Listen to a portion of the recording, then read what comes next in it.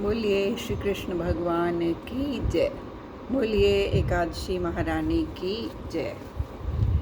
आज ज्येष्ठ शुक्ल पक्ष की निर्जला एकादशी की कथा पढ़ते हैं।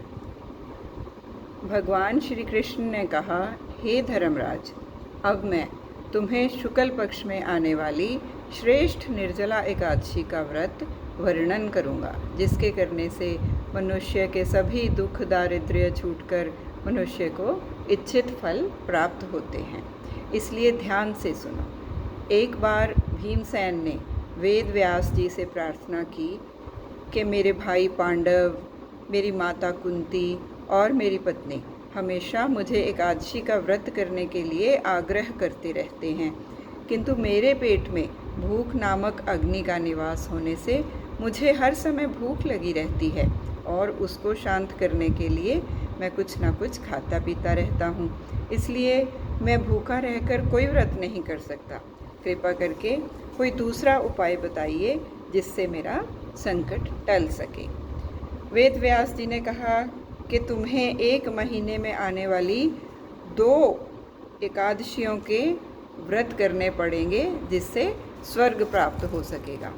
भीमसेन बोला, मुझे एक ही ऐसा व्रत बतलाइए जिसके करने से साल भर की सभी एकादशियों के करने का फल प्राप्त हो सके।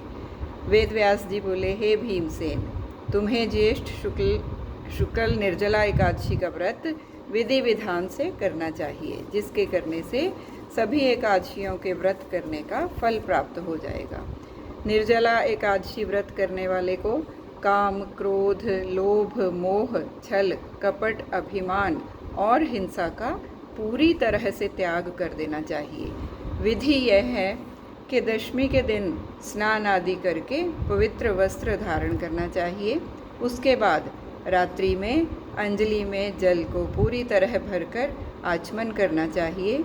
उसके बाद अन्न व जल को त्याग कर त्रिविक्रम भगवान की पूजा करनी चाहिए। रात्रि को जागरण कर द्वादशी को कीर्तन एवं सत्संग करना चाहिए। प्रातःकाल अपनी शक्ति अनुसार ब्राह्मण को भोजन, वस्त्र, पात्र तथा धन दान करे और पुनः अन्न जल ग्रहण करना चाहिए।